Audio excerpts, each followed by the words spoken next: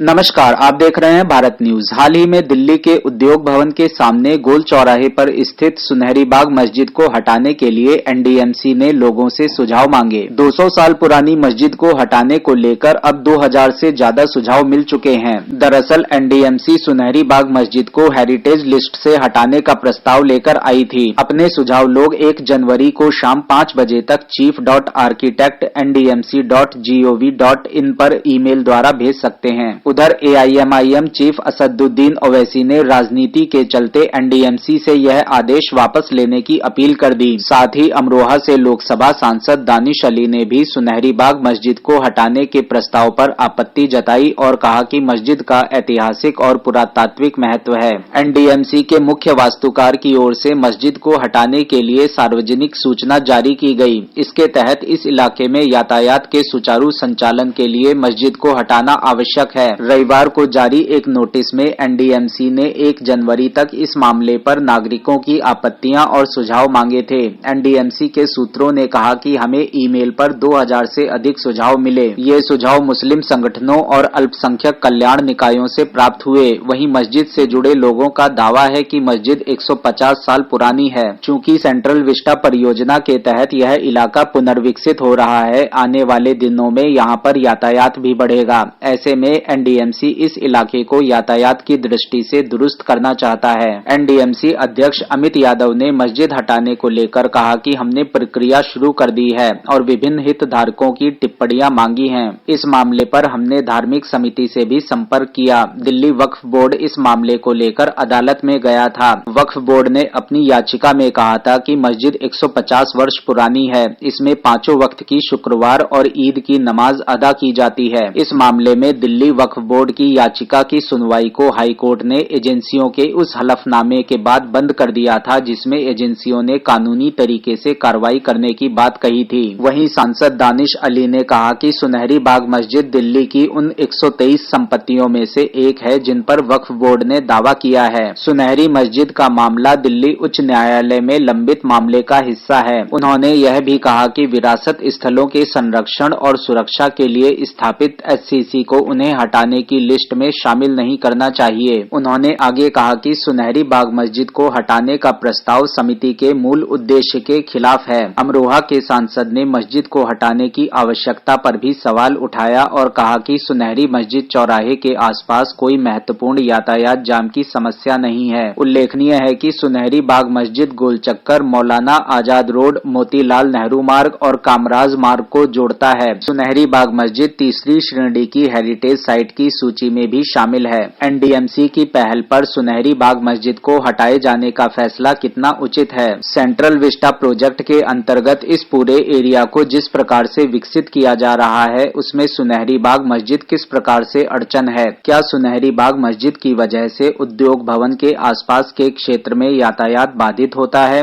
NDMC द्वारा लिए गए इस फैसले पर आप लोगों का क्या कहना है? कमेंट करके हमें अवश्य बताएं। हमारे इस वीडियो को लाइक करें और चैनल को सब्सक्राइब करें। साथ ही बेल आइकन को अवश्य दबाएं ताकि भारत न्यूज की सभी ताजा खबरें आप लोगों तक पहुंच सकें।